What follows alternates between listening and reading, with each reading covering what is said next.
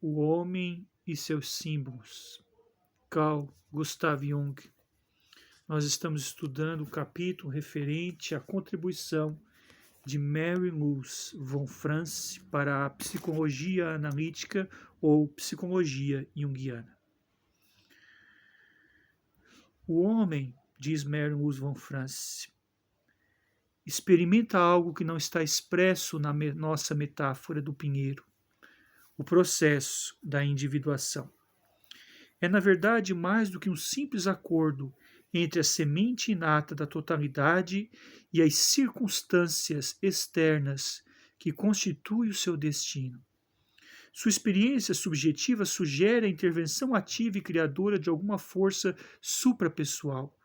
Por vezes sentimos que o inconsciente nos está guiando de acordo com um desígnio secreto.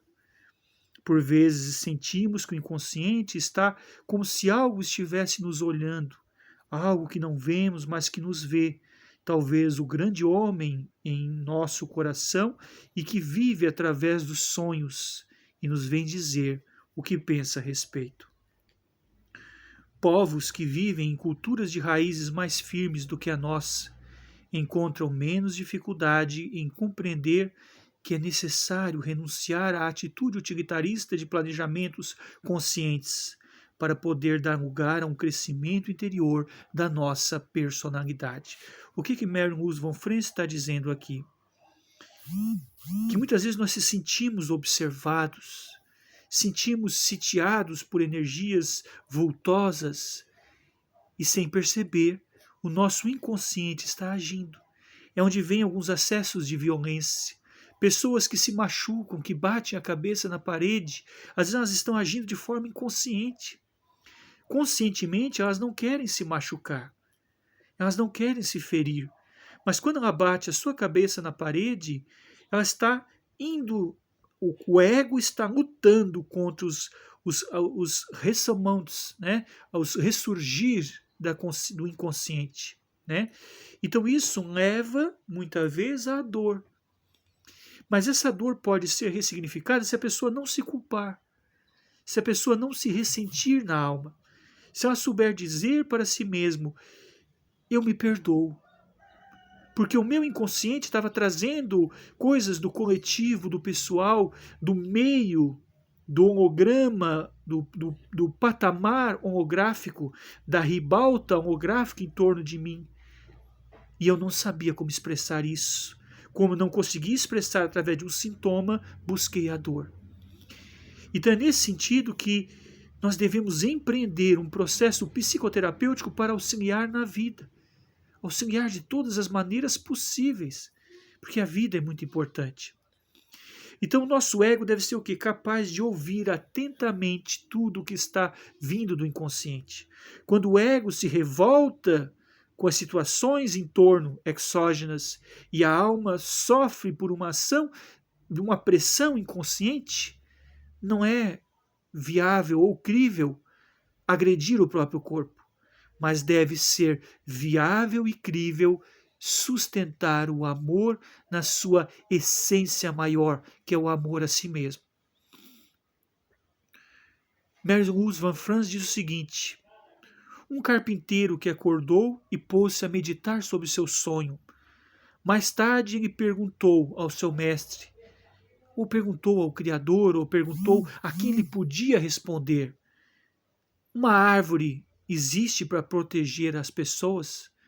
Um altar rústico, uma árvore é um altar rústico? E respondeu-lhe o mestre que estava ao seu lado: cala-te, não fala mais isso.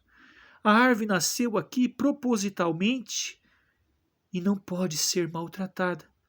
Se fosse a árvore um altar rústico, talvez ela fosse derrubada, porque os altares de pedras são derrubados. Assim ensina a cultura mística e cristã dos séculos primeiros, até mesmo nos estudos alquímicos, né, dos grandes alquimistas da alma. Uma árvore é um símbolo da vida, que é muito mais do que um altar.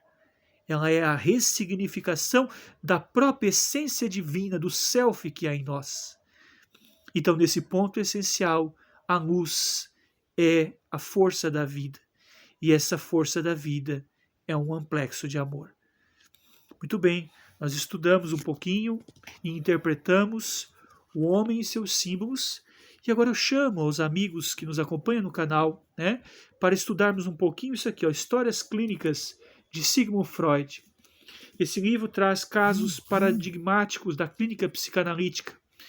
E é muito importante frisar que Freud fala certa feita com relação ao caso da Dora, né, o famoso caso da Dora. Ele diz o seguinte: se tudo pode ser facilmente constatado em pessoas saudáveis, e em conexão com as observações anteriores sobre a melhor forma dos germes normais da perversão nos neuróticos, devemos também esperar encontrar uma disposição sofrível mais forte nessa constituição. Um pai, diz Freud aqui analisando o caso da Dora, exerce uma força muito grande na psique do seu filho. Tanto é que o filho inconscientemente tem essa parte do superego sendo ativado, sendo guiado por seu pai. Então, alguns casos da libido, por exemplo, nos adolescentes, que levam às questões hormonais, que levam às questões de impulsividade, como aquele caso que nós dissemos do jovem que bate a cabeça na parede, ele está agindo ali por uma explosão do ego, uma explosão de libido contida, um recalcamento mal realizado. Isso é um efeito neurótico, mas que pode ser combatido a fim de que essa neurose não evolua para uma perversão, levando então às distonias morais, né? O medo daquele que bateu na cabeça era de não bater em outra pessoa. Por isso ele bateu na própria cabeça. Então houve o quê? Houve ali um negativo da perversão. E nesse ponto há um excesso de libido ali, hormonal, mal canalizado. Então o jovem fazendo a catarse, isso no processo clínico, esse jovem que atendemos, que bateu a cabeça na parede, ele sofreu na hora uma enérgica repressão do seu pai, mas a libido direcionou-se para a parede que ele bateu. Então ele teve o quê? Ele teve uma espécie de afonia, ele perdeu a voz naquele momento e reforçou o sucedâneo daquela dor, que foi quando, parcialmente consciente, ele conseguiu ouvir seu pai dizer: eu estou ao seu lado, você ouve a minha voz e você recebe o comando de amor da minha vida.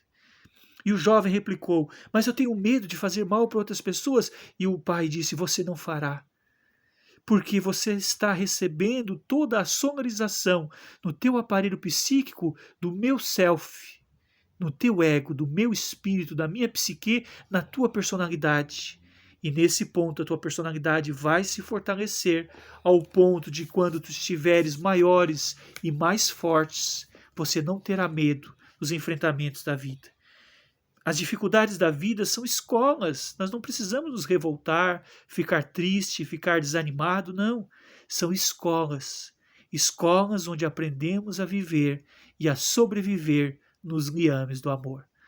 Homero Robert Filho, psicanalista junguiano e estudioso também, né, das obras de Sigmund Freud, hoje tratando de um caso especial de neurose, absorvendo cuidadosamente os conteúdos dos nossos preceptores maiores, né, para transmitir nessa análise clínica um pouco de alma, um pouco de coração.